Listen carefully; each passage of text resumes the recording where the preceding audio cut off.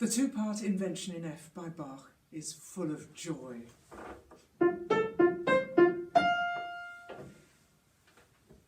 One voice is written in the right hand and the other equally important part is in the left hand.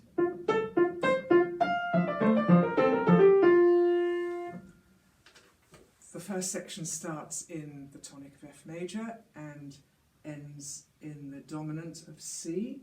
The second section starts in C and ends in the tonic of F, passing through G minor, D minor, B flat major. There's a great sense of direction in the two main elements of the composition of this piece. There's the rising arpeggio, which probably we want to have a slightly bouncing wrist to give a good quality of sound. Fingers alone perhaps may not give a deep enough sound. We want to feel we're moving to the top F, we're moving up the arpeggio, have a crescendo through there, and the offbeat Fs are much softer.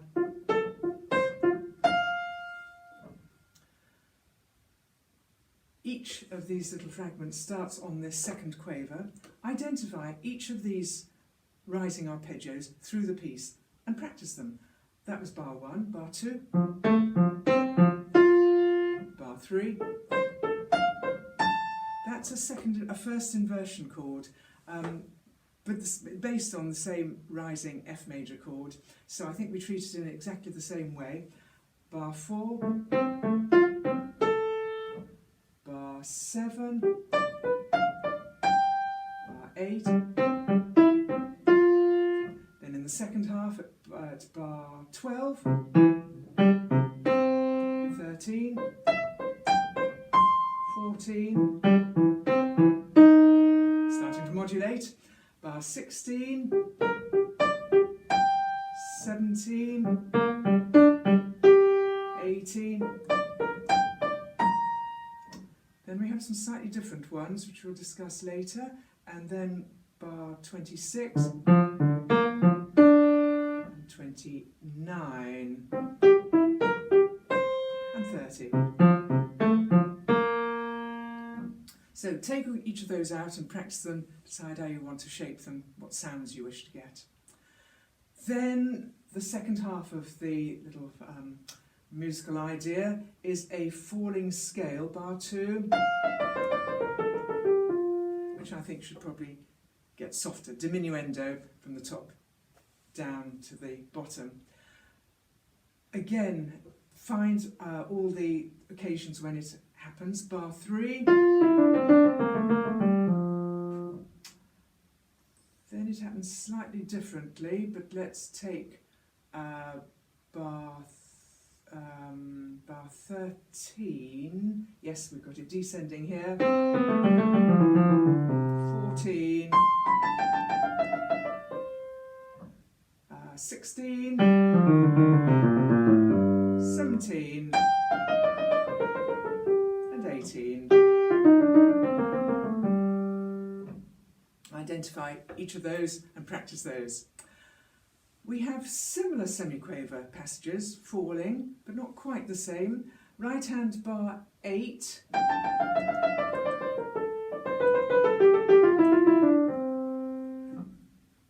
bar 9 in the left hand,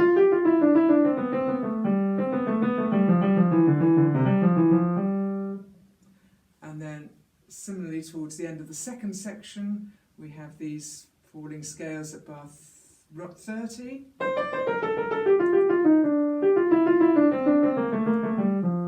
and 31.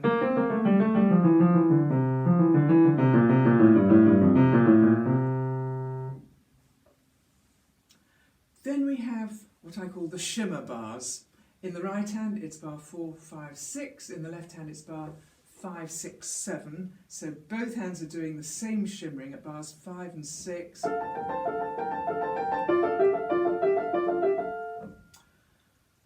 They probably need to sound quite light, not at all heavy.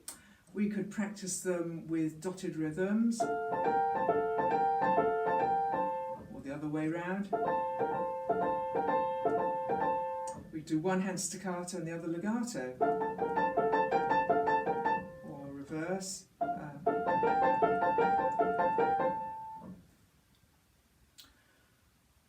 There are some passages where we need to bring out the moving part from some semiquavers. For instance, left hand bar 24. We need to hear and less of the repeated Ds or the repeated Cs. So same in the right hand at bar 21.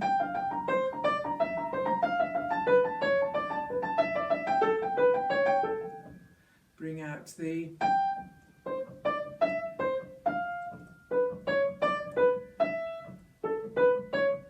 and much softer on the repeated B flats or A's or G's.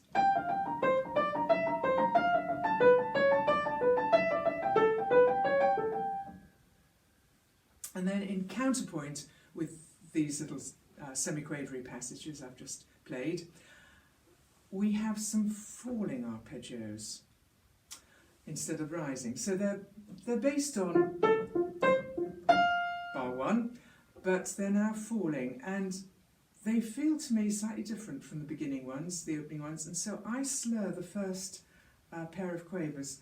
Let's take, for instance, left hand at bar 21.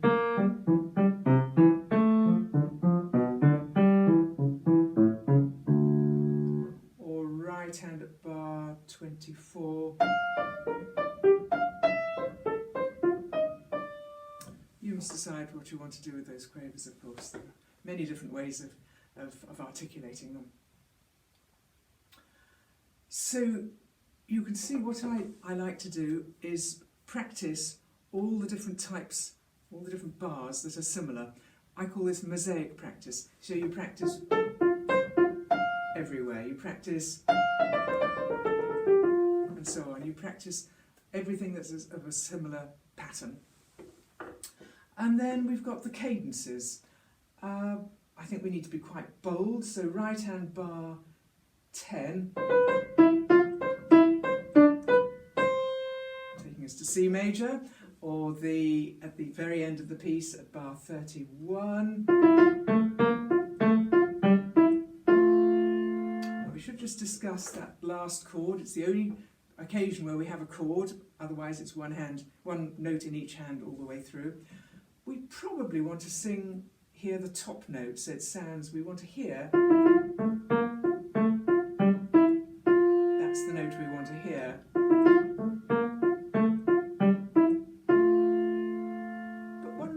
Want to hear the third of the chord played with the thumb, the A.